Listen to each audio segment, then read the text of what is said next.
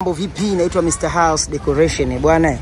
Hii site nadhani kwa wadau mnao ni fuatilia mtakuwa mnaielewa, ni site ambayo ipo Temeke na ni site ambayo ilikuwa ni nyumba ya zamani. Kwa hiyo tumefanyia renovation. Muonekano wa zamani nadhani mliuona namna ambavyo ulivyokuwa, na kwa sasa hivi tupo kwenye stage ya kupaua, kwa maana tumeanza na kenchi. Lakini leo tunacholea kwa ajili ya ule ukuta wa nje. Pale kuna slabu ambao nitakuja kutolea starter baadaye, nitakuja kutindua. Lakini kimsingi ni kwamba ningependa nikuonyeshe lamani kwa sasa hivi inavyosoma ndani, kwa sababu kila kitu ndani naona kwa sasa hivi kimeshatengemaa.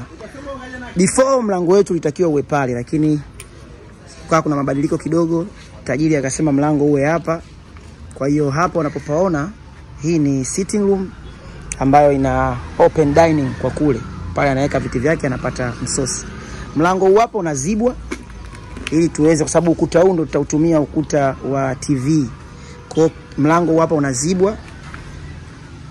Alafu tumeivunja sana hii nyumba. Tumeweka mikato namna ambavyo tunavyotaka sisi.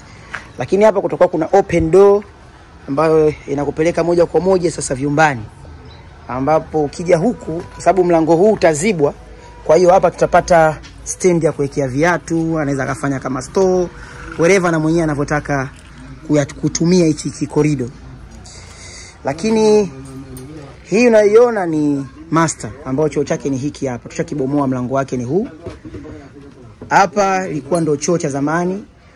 Kwa hiyo hii sehemu tutaweka dirisha katikati, sababu master lazima ziwe na dirisha mbili.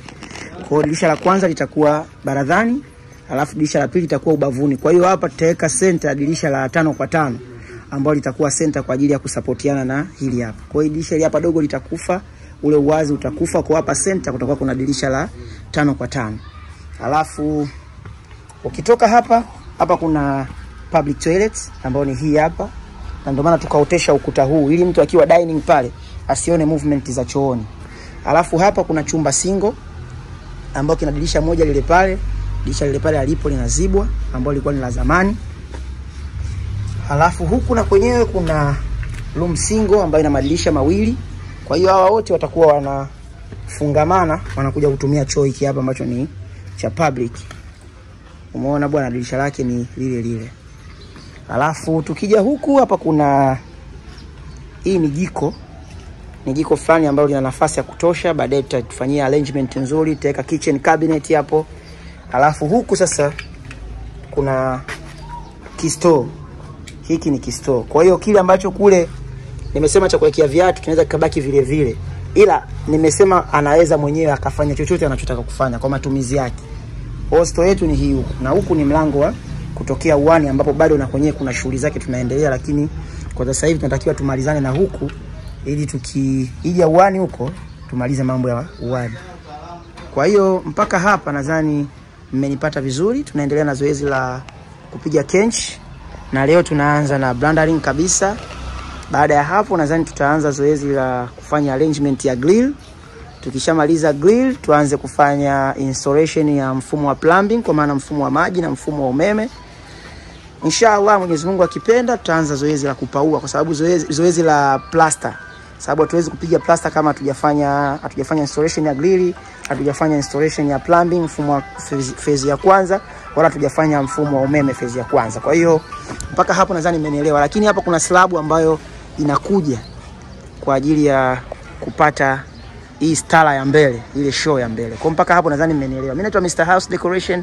Namba zangu za simu ndio hizo hapo. Una nyumba yako ya zamani unahitaji kuifanyia ukarabati, unaweza ukanicheck kwa namba hizo. Lakini pia kama una site ambayo bado hujafanya chochote, unaweza ukaniita tukafanya vipimo, nikakucholea ramani, nikakudesignia kila kitu na ukanipa kazi ya kujengea. Naitwa Mr. House Decoration. Don't forget to subscribe. Ukuta wetu wa fence ni huu huku. Tumeuibia kidogo kwa nje ili walau kwa sasa hivi aweze kupata space kwa mbele.